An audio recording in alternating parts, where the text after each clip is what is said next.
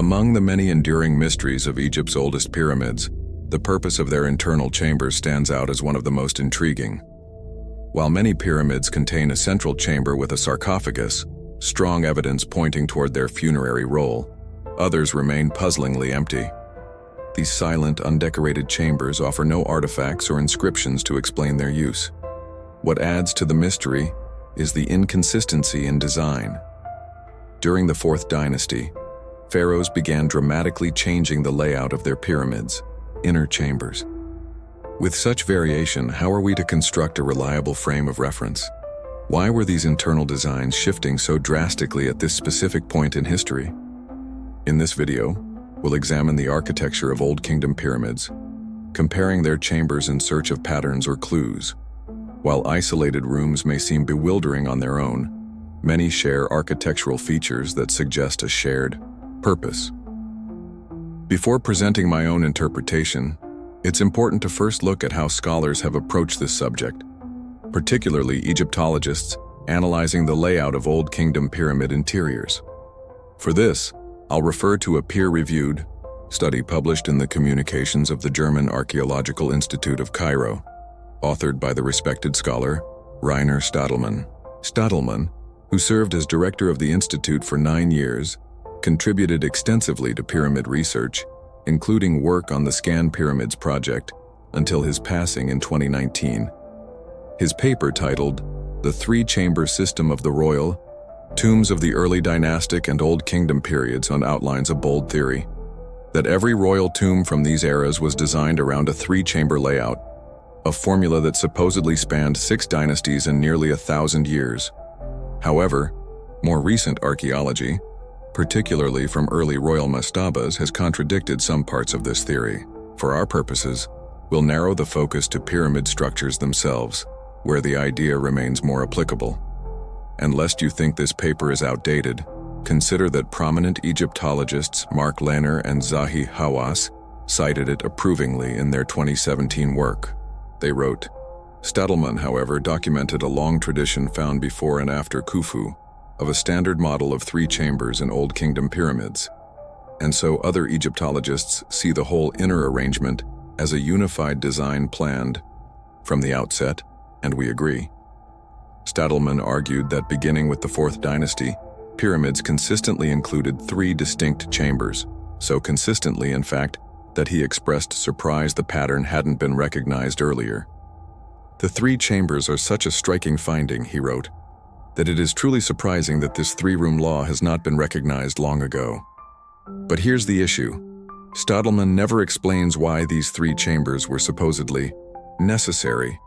He offers no connection, symbolic, religious, or functional, not even a speculative link to the pyramid texts found in the final dynasties of the Old Kingdom. His theory assumes that a common layout must indicate a shared sacred purpose, but without offering a reason why that would be so. My goal in highlighting this is not to disprove Stadelmann's idea outright, but to challenge the assumption that all pyramid interiors followed a rigid sacred blueprint. Instead, what we find is evidence of evolution and experimentation in design, structures adapting over time, rather than conforming to a fixed religious formula. So with that context, let's take a closer look at what Stadelmann actually proposed, and consider where it leads us in our search for meaning inside the ancient pyramids. Starting with the earliest king's pyramid of Pharaoh Djoser, the categorizing of 3 chambers within it is highly dubious. The stepped pyramid is so distinct that I would be happy to give Stadelmann a free pass on this one, but the reasoning he provides frames later analysis, so we'll check it out anyway. The 3 chambers are designated as the granite box under the center of the pyramid, a now missing antechamber above it from where the granite box would have been plugged, and an array of adjacent magazines that were highly decorated. Al-W said combining the magazines as one chamber, but they share a decorative motif. So we are already broadening our concept of a chamber. A chamber is now an area rather than a singular physical room. We can only extrapolate an antechamber above the granite box from a parallel example in Djoser's South Tomb, which was recently destroyed. This antechamber had a crossbeam for lowering, the plug to seal the space below it. Stadelmann doesn't count portes in later pyramids as chambers, and so he justifies this one as a chamber, because a few blocks were found with engraved star patterns in the walls. He reasons there must have been a spiritual component to the space along with the functional closing of the granite box. In comparing this room to the starry sky antechamber of later pyramids, he writes, quote, "Significantly, in these pyramids, the texts describing the king's ascent to heaven are concentrated in the antechamber," end quote. The location of these texts in later interchambers is the best and only evidence-based relationship in Stolman's paper, so we should highlight it here from the start. Next, the unfinished pyramid of Sekhet is skipped. Although, with a little imagination, you could reasonably designate 3 chamber areas within it. With the other 3rd dynasty pyramids also unfinished and poorly documented, we move on to the 4th dynasty and Pharaoh Nefu's pyramids. The Medem pyramid seems to have 3 chambers, although the lower 2 are quite small, and we've now abandoned the decorated magazine framework of Djoser's 3rd chamber, but Stadelman doesn't insist the chambers look similar. The sharing of their appearance is entirely optional. His scholarship says the count of 3 is what matters, and so the Medem pyramid meets that standard. The Red pyramid clearly has 3 chambers as well, and no doubt this example gave Stadelman confidence with his observation. The other Senfru monument, known as the Bent pyramid, however, makes counting to 3 a difficult task. This pyramid has a spacious upper chamber and a towering lower chamber, but nothing else that would obviously be designated as a chamber. Stadelman is forced to count the ascending passage as a chamber, perhaps thinking the high corbelled ceiling upgrades its status. No explanation is provided. Perhaps a better choice for a 3rd chamber would have been the Bent pyramid's chimney. Stadelman notes it lays in the exact center of the structure, similar to the antechambers of later pyramids. In his book on pyramids, Stadelman calls the chimney functionally absolutely pointless. So the tall ascending passage is the only space left for him to count. Next comes everyone's favorite, the Great Pyramid of Pharaoh Khufu. The designated 3 chambers are the King's Chamber, the so-called Queen's Chamber, and the Subterranean Chamber. But wait a minute. What about the vast space known as the Grand Gallery? It's larger and grander than the Bent Pyramid's ascending passage in every way, but it doesn't count as a chamber. What kind of a counting system is this? We're only at 5 pyramids so far, and we've already bent the rules of counting to 3 in several ways. Stadelman could have simply ignored the subterranean chamber on account of it being unfinished, but he likes the idea of a theologically chthonic component relating to the afterlife. This is a perfect example of how searching for spiritual explanations is often done at the expense of plain observation. Djoser's maneuvering chamber for a plug was designated as a chamber because of some decoration, but Khufu's Port Kassi's chamber has no decorations and thus is not counted by Stadelman. Next up is Khafre, who clearly has only 2 chambers in the pyramid. How does Stadelman turn 2 chambers into 3? By counting the burial chamber as 2 separate chambers because of the layout of the floor. He mistakenly calls this step original, when in fact the floor was originally flat, and the limestone pavement removed by Weiss in 1837 while searching for secret tunnels. One could argue the transition from bedrock to limestone floor, where a soft partition may have been embedded in the walls, represents 2 distinct areas. But in doing so, we're now allowed to combine or separate physical spaces into chambers at will and with no logical consistency. All of this in service of counting to 3 for a reason that is never even articulated. However, the crown jewel of logical malpractice within Stadelman's analysis is found next at the Pyramid of Menare. The 3 spaces designated as chambers are the spacious upper chamber, the granite burial chamber, and lastly, its adjacent room with 6 small magazines. Menare also has a decorated room near the entrance to the pyramid, but Stadelman does not count this as a chamber. Why not? Because of its decorations. He has now added or discarded every architecturally notable feature of a chamber to count it or omit it. Arbitrarily, there's not a single consistent standard to this 3-chamber system. We can't even claim this type of decoration is disqualifying, because the palace facade shows up in later pyramid chambers. We're approaching intellectual dishonesty at this point. It's truly ridiculous. After Menare, pyramids become somewhat standardized with the same 4 chamber spaces clearly delineated. The four spaces are a chamber with a sarcophagus, an adjacent chamber located in the center of the pyramid, a magazine chamber with a flat ceiling, and a vestibule at the bottom of the descending passage located before the portcullis blocks access to the other chambers. Despite most vestibules being modest in size and conveniently ignored, as Stillman preferred to do, Minari's pyramid clearly establishes them as an important feature of Old Kingdom pyramids. If this room is one of the only ones decorated, it's not an afterthought or insignificant.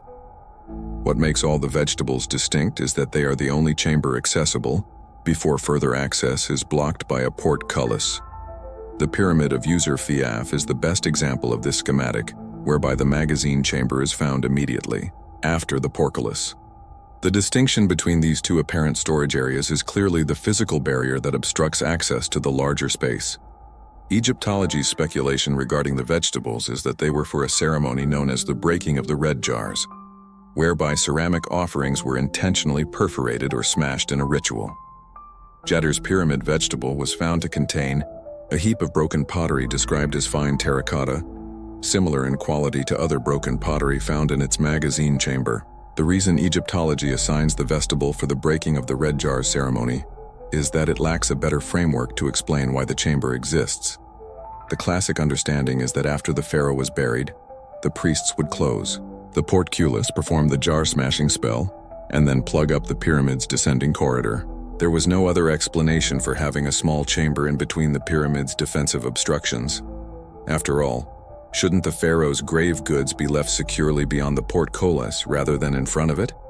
As hopefully most of you are aware, I have proposed a more rigorous model of pyramid security whereby the portcullis is openable, and therefore the inner pyramid is accessible while also secure for a prolonged period of time. This model of pyramid security also allows visitors to enter the pyramid and make offerings without having full access to the inner sanctum.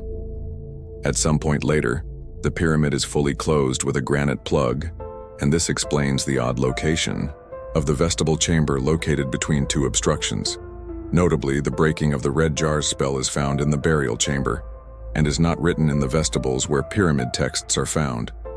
As mentioned before by Stottleman, the location within pyramids where spells are written is important and contextual. If the breaking of the red jar ceremony is within the burial chamber, it's unlikely to be related to the vegetables. Furthermore, pyramid texts found in vegetables primarily refer to opening a door to the sky. If the adjacent portcullis is understood to be a literal door that can be opened, this makes perfect sense. The earliest pyramid texts, such as this example of Yunus, don't have any inscriptions in the vestibule. The inscriptions about opening the door to the sky are written in the corridor here, where the texts first appear within the pyramid. But these spells are moved all the way into the walls of the vestibule when that chamber is first inscribed in the Pyramid of Pepe the Par. This is uncommon for pyramid texts, which tend to stay in approximately the same location from pyramid to pyramid. The simplest explanation for having a vestibule is that some offerings in the pyramid are temporary, and others found in the magazine chambers are more permanent. Egyptology has always known temporary offerings were made in adjacent temples, so it's not a stretch to say some could have been made within the pyramids themselves. Minari's false door decoration in the vestibule solidifies this connection even further. The whole point of the breaking of the red jars spell is that the offerings aren't usable, so Minari wouldn't be receiving them through a false door. If we're going to use spiritual interpretations, they should at least be consistent. Now, let's look at the magazine chamber, which is found in every pyramid from Minari onwards. These chambers are sometimes called a SDA in Egyptology, which refers to a closed space with a CA statue or other offerings, but I don't think that's a correct interpretation for pyramids. The magazine chambers are not sealed off. They all have a doorway which shows no signs of being bricked up. Their architecture is somewhat reminiscent of how pyramid temples are designed with many long, narrow spaces that presumably held sacred objects. At one time, Egyptologists asserted the number of magazines in a pyramid was of spiritual significance. However, now that Sahur's pyramid has been discovered with 8 of them, this idea can be completely discarded. After all, we have pyramids with 2, 3, 6, and now 8 magazines. The pyramid texts leading to the space in the Pyramid of Teti are known as the morning ritual in which the pharaoh is awoken, fed, and dressed. Sometimes a closet is just a closet, and there's nothing else to it. The most significant feature of the magazine chambers is that they are rough and less impressive than all the other rooms. It's as if they were intentionally crafted with less quality to distinguish them from other chambers. Even in the final pyramids of the Old Kingdom, the magazine chamber always has a flat ceiling instead of the gabled saddle vault. In some pyramids, continuing the vault across the magazine chamber might have been easier to build, rather than the enormous flat lintels which form their ceiling. But for some reason, it was always important to distinguish the magazine chamber as less than divine.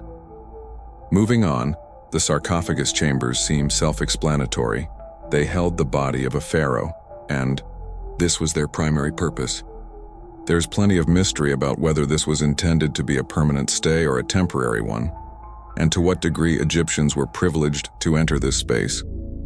The pyramid texts are written in what could be described as a call and response style. I propose inscribing them on the walls was because this would be repeated more than one time, rather than only during a funeral. After all, if it's just the pharaoh who is speaking in third or second person for eternity, Egyptology has never been able to explain why these spiritual writings move from the walls of pyramids to the coffins of the deceased after the fall of the Old Kingdom. The simplest answer is that once pyramids are no longer accessible to visitors, the sacred writings don't need to be displayed prominently. When text is written on a wall, it's meant to be read repeatedly. And when text is hidden inside a coffin, it's only going to be read one time. Finally, let's think about the purpose of an antechamber between the burial chamber and the magazine chamber. A great question to ask is, why bother having an antechamber at all? Would it not be more elegant to have one large chamber rather than separating these spaces? The final Old Kingdom pyramids have the chambers only 1 meter apart. Furthermore, the antechamber's footprint is mostly an intersection of walkway space. It doesn't leave much room for grave goods, which would be relegated to the corners of the chamber. Let's return to Stottleman's point that the antechamber is where the pyramid texts referring to the pharaoh's ascent to heaven are concentrated. Notably, the antechambers of 5th and 6th dynasty pyramids are located in the exact center of the monument, directly below the apex. The center of a pyramid is an intuitive place to be spiritually significant. Perhaps this importance is why there is the need to distinguish it from the burial chamber, and we can think of the center of a pyramid as a place of worship. In that context, the early 4th dynasty pyramid of Sunfru with a vertical passage at the center point can be better understood. The so-called chimney in the bent pyramid could also be a location for visitors to worship, rather than an abandoned access tunnel. The so-called antechambers in pyramids of the 4th dynasty are quite distinct. They are located far away from a burial chamber and are all architecturally unique. But I do see a common thread in some of these chambers, such as the Bent Pyramid, the Great Pyramid, and Menari's Pyramid, all having a middle chamber with an architectural flair. These chambers were also separated from a burial chamber using obstructions such as a portcullis, making them accessible while still securing the chamber beyond. We can therefore understand that the arrangement of chambers inside a pyramid is closely related to where visitors are allowed to worship and the nature of offerings they give or prayers they incant. Like so many Egyptian temples, there are separate chambers which require varying levels of privilege to worship within. This is something more complex than a tomb, and it bears repeating that a pyramid is not a pointy-shaped masta with an ill-considered security system. Finally, in that context of security, there are 2 pyramids which stand out as having virtually no security at all. The Mitam Pyramid and the Red Pyramid built by Nefru contain no portcullises or evidence for plugging of any kind. I've never read an explanation as to how such plugging would be done after the pyramid was completed. In fact, the Great Pyramid being plugged from inside is evidence that no such plugging from the outside could occur after construction was completed at high elevations on a pyramid. Egyptology calls these lower chambers antechambers, but I don't think this is the correct term based upon how we've classified the chambers of later pyramids. The antechambers in the 5th and 6th dynasties are directly connected to a burial chamber, whereas these lower chambers are intentionally disconnected from an upper chamber which doesn't contain a sarcophagus. The antechambers of later 4th Dynasty pyramids contain physical barriers between them and a sarcophagus chamber, whereas only a ladder or a rope would be necessary to gain access to the upper chamber in the Meidum and Red pyramids. When you look at all the Old Kingdom pyramids that follow these two, the type of chamber these lower rooms most resemble is, in fact, the vestibule, a fully accessible space located directly at the bottom of a descending passage. The reason Egyptology has failed to notice the similarity to the vestibule is because these pyramids have two of them instead of one. But as we've established at the start of this video, counting chambers is a terrible way to understand them. Ancient Egyptians didn't care if there were 2, 3, or 4 chambers in a pyramid. They built each chamber according to a purpose, and their architecture helps us understand what those common purposes were. The reason the Meidum and Red Pyramid have upper chambers is to restrict the accessibility of the upper space. It's a security feature for people who are allowed to enter the pyramid, and not a pointless deterrent for thieves who would have already penetrated deep inside it. This height is only an obstacle for visitors who aren't allowed to use a ladder. This demonstrates the lower chambers were designed for people to enter repeatedly, because there is no other reason to separate the upper chamber with such a trivial obstacle to overcome. Once you understand this point that pyramids accommodated visitors from their earliest designs, the rest of their history makes a lot more sense. Whether it's air channels, liftable portcullises, or pyramid texts talking about opening doors to the sky, the context is all found written in stone. Despite their size, the pyramids are remarkably practical constructions. The ancient Egyptians building them weren't following an arbitrary dogmatic formula. Rather, it is Egyptology which was so dogmatic that it cheated 5 different ways to count to the number 3. The mystery of the pyramids is in how their evolution informs us of their changing role within an ancient society. These marvelous structures are a series of clues that add up to something far greater than the last century of scholarship has ever imagined. Thanks to everyone who watched this video to the end. Please subscribe to the channel to see more of this content. Give a like or comment as you see fit.